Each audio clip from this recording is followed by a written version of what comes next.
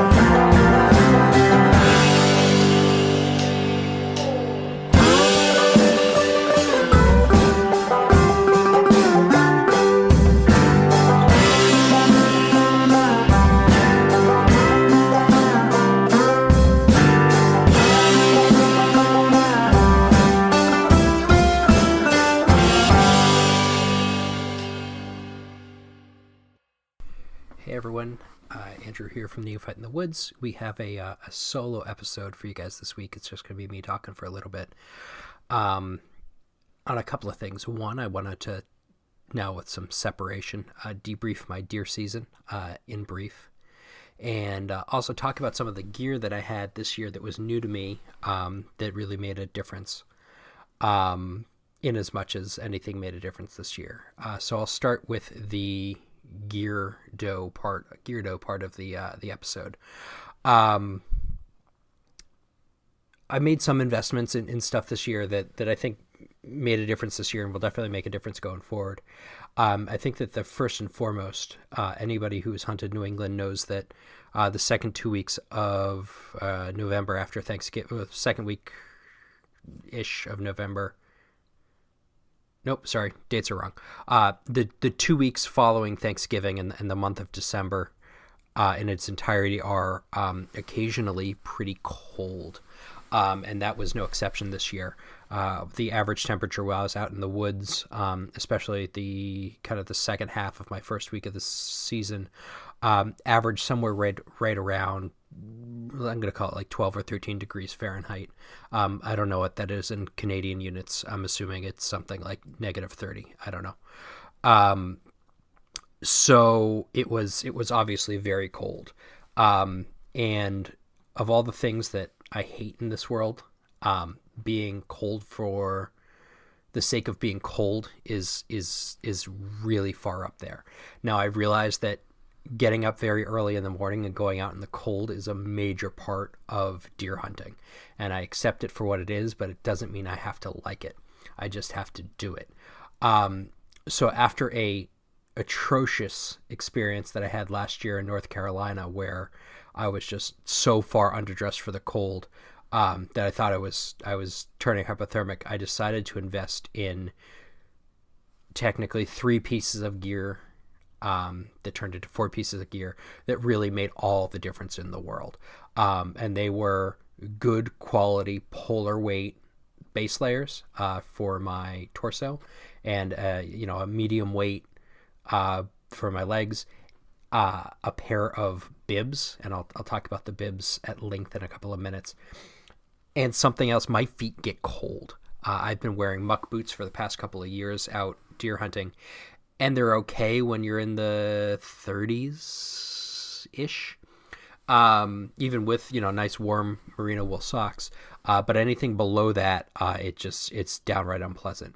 Couple that in with me hunting from a tree stand this year, and I for the first few days of my season just suffered really cold feet. I know I'm sounding like a little baby there, but once my feet get cold, I'm pretty much done, and it really shortens my days. So I also invested in a pair of Cabela's. They're called Iron Ridge boots.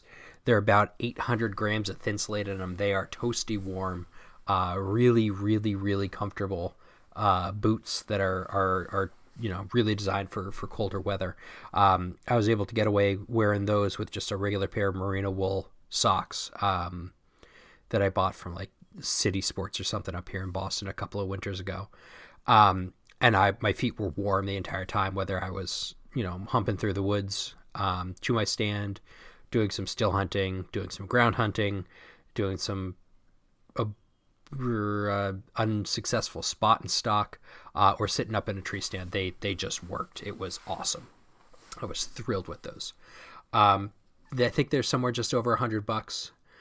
They're not the lightest things in the world, so if you were planning on using them for like elk hunting, you might want to spend a little bit more on some schnees or something like that. But they certainly work for my purposes. I'm definitely going to buy another pair. They sell uninsulated ones for about $10 cheaper that are going to go in my my turkey hunting and early season kit that I'll take out with me. So those boots made a huge difference. Also from Cabela's, I bought a pair of their 10-point bibs with foremost dry. And they're warm. They ran a little snug on me. I've definitely got some junk in the trunk and carrying around a keg in the front. So, getting them on was a little bit of a struggle. I had to wear them a little bit lower just to fit my gut in there. But they certainly, worked as advertised. They kept my legs really dry. Zip on, zip off, with or without boots. Easy to get inside your pants if you need to relieve yourself or reach your interior pockets. I was wearing a pair of fleece lined hunting pants under it, and I was able to get to those pockets, get to my fly, do whatever I had to do to exist out there in the woods for 12 hours plus a day. What I didn't like about them, and this is, I don't want to call it a small thing, but it was a little bit troubling to see. The fabric that these particular bibs are made out of is great, and it's quiet, and the lining is really warm. However, in New England, and a lot of the rest of the country, if you're hunting in the woods, there's brambles, there's blackberry bushes, there's sticker bushes, there's trees with thorns.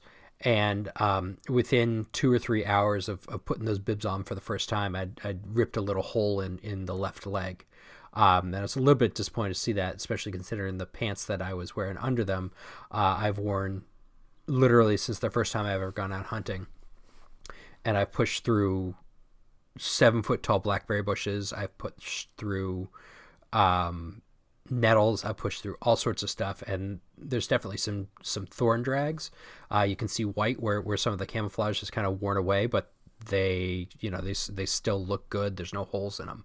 So I was a little bit disappointed in that. I haven't actually followed up with Cabela's to see if they'll honor their warranty on it. Hopefully they will, especially because they were not an inexpensive purchase, somewhere around $140, $150. So I was a little disappointed to see that they ripped a couple of hours into their first wear.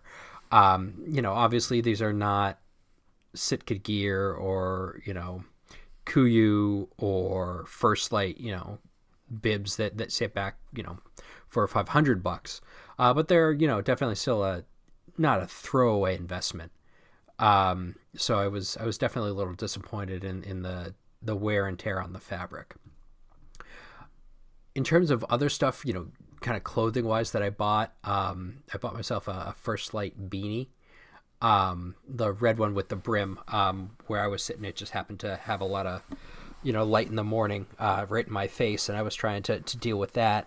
And I was looking for something that wasn't quite as heavy as kind of the heavy duty fleece orange, Carhartt hat that I had, for trekking in. 'Cause, carrying a decent amount of gear, going slow, even going slow, you do sweat a lot. And I was trying to keep that down as much as possible, and still, adhere to the hunter safety laws that the Commonwealth of Massachusetts requires you. That whole issue aside, the beanie was great. I wore it either under, or I should say actually over my my Sitka Gear Fanatic hoodie. I pulled the hoodie up and put it across my face and put the beanie on top of that. Or I wore it actually over a brimmed hat, so I kind of was double brimming a little bit, which looked weird, but it worked really well and kept the light out of my eyes pretty good, and kept me really warm until the temperatures really plunged into the single digits. Then I had to bring out the full beanie, but I was really pleased with that. If somehow somebody from First Light is listening to that, I'm happy to endorse it, and if you guys want to send me some free stuff, I will never say no to that. But that was it, in terms of clothes. In terms of other gear that I got, this was my first year hunting out of a tree stand. I borrowed a Viper tree stand by, I think, Summit, from a friend of mine who had two and was only going to use one this year. And it's one of those things that takes some getting used to. It's definitely an aerobic exercise, getting up in the tree. I definitely learned some pretty good lessons about what kind of tree to pick. Unfortunately, the tree that I had set it up in and kind of staked out earlier in the season, in the weeks between the last time I went and pulled my trail cameras 2 weeks before Thanksgiving, and the opener the Monday after Thanksgiving, another individual had put up a ladder stand less than 100 yards from that tree that I had picked out and staged and done some shooting lane clearing on. I don't quite know how it happened or what exactly when it happened, but that was a little disappointing to see.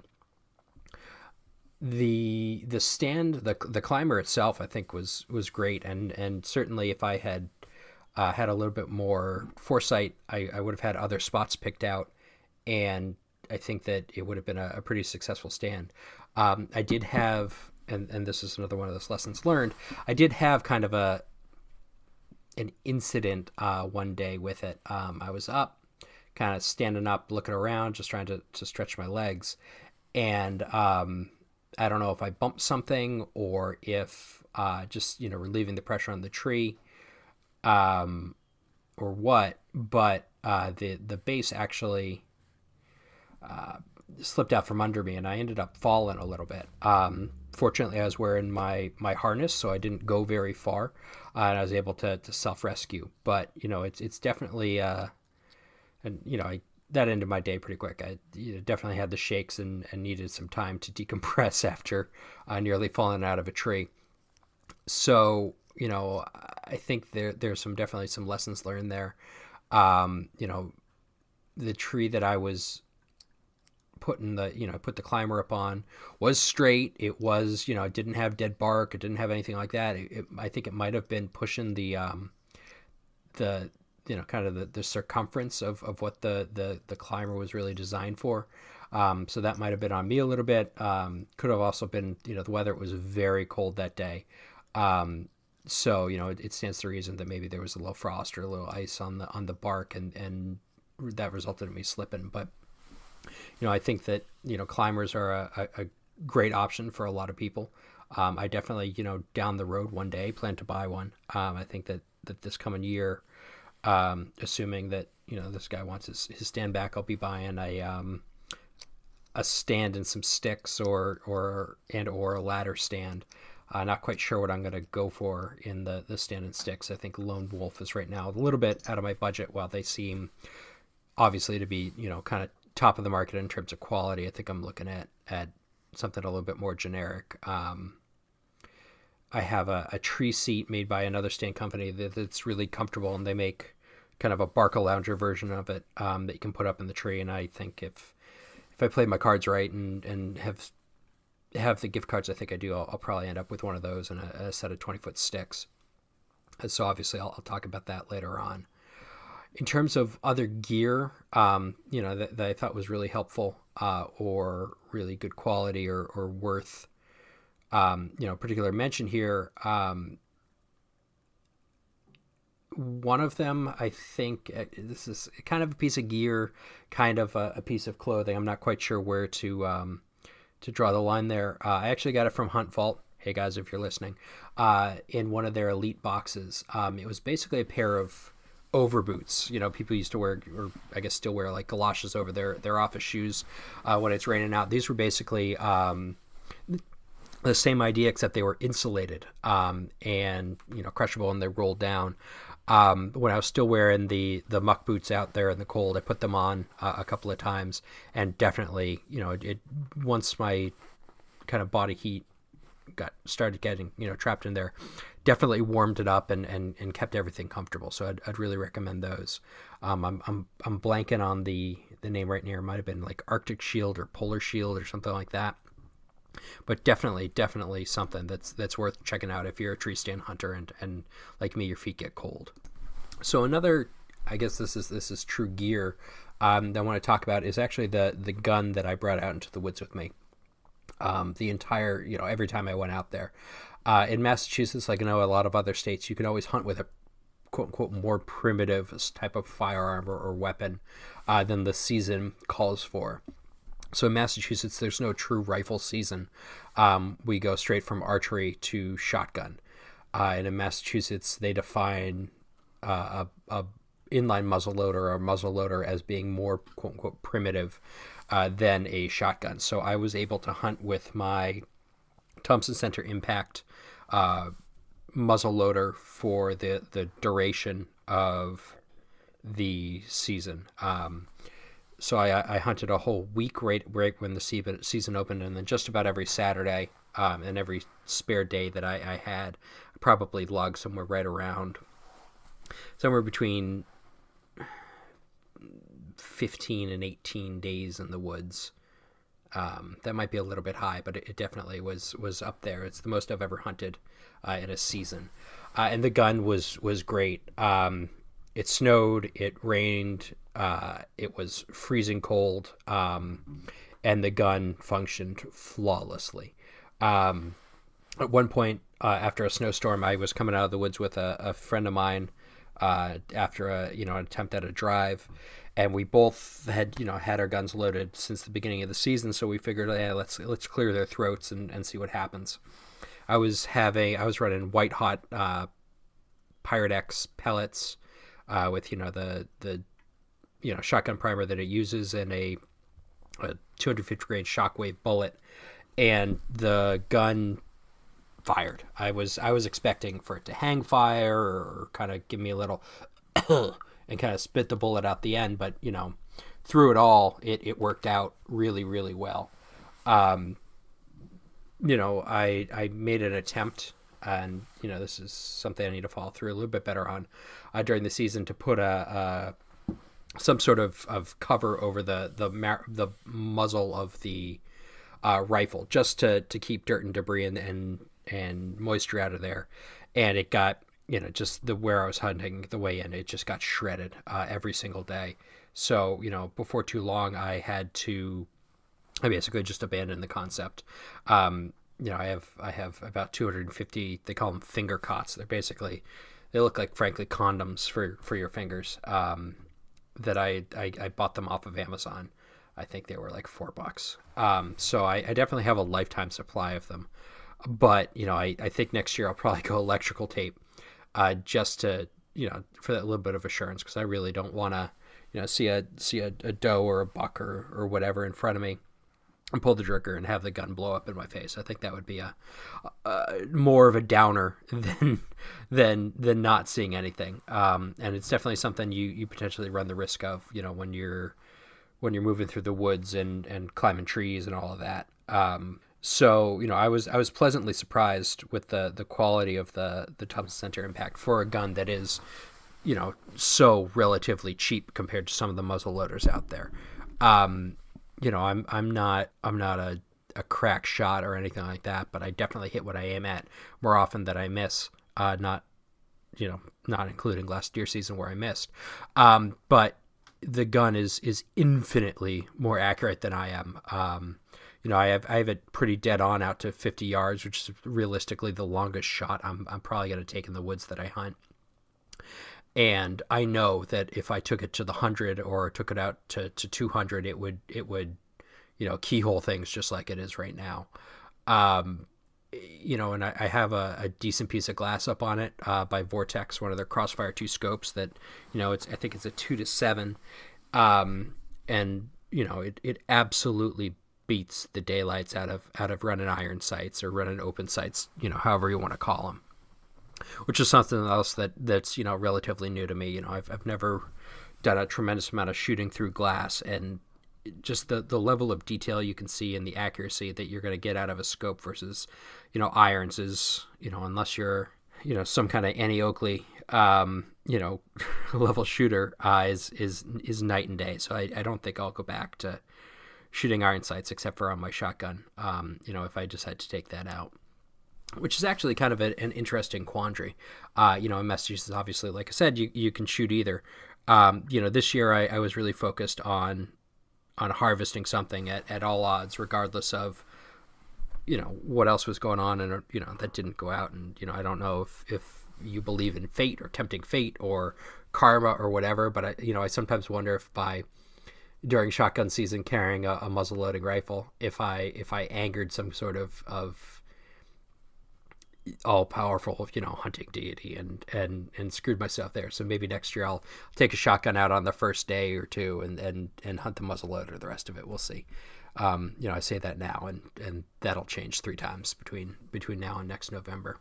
So that's the gear that really made a difference for me this year. As you might have figured out from our episode on failure, some of the other stuff, I came up well short of my expectations for myself in terms of harvesting a deer.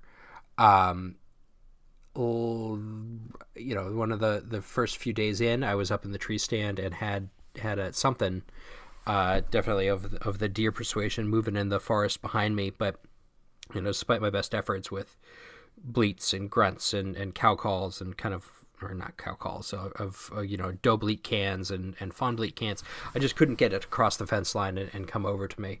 And that was probably, except for one, my closest encounter with deer.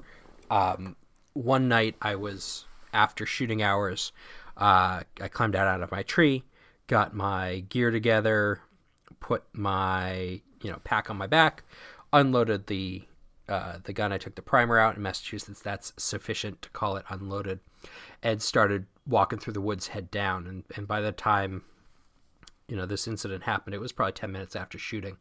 And then I was walking through the woods and was looking down, and I heard a kind of a something blowing at me, and I heard a stomp, and I looked up, and probably 10 to 15 yards away from me was a doe.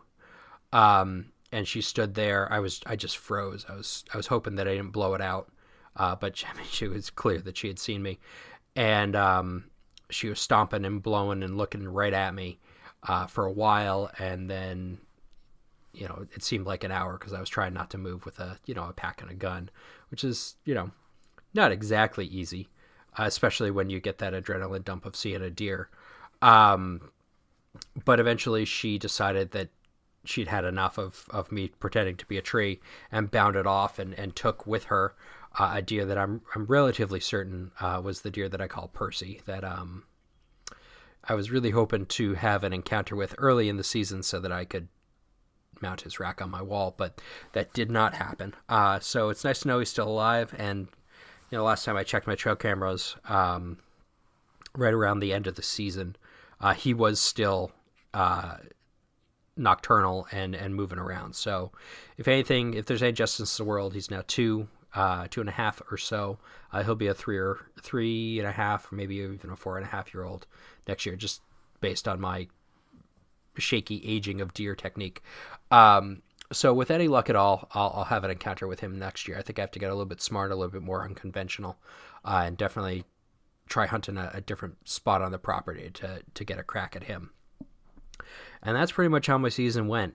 It was cold. I spent a lot of time in the woods and didn't really come back with very much, which is, disappointing. But, that's why they call it hunting, not killing. I've only been at this 4 or 5 years, and, I definitely still have a lot of learning to do before, I can really call myself I guess I'll never really call myself a proficient hunter. I'll call myself a journeyman at best. I'm not Mark Kenyon. I'm not a professional hunter as he is. I do this for love of the game. Not to say that he doesn't, but I do most of what I do out of love and passion versus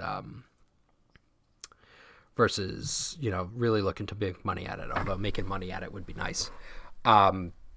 So that's my season in review. It was pretty quiet overall.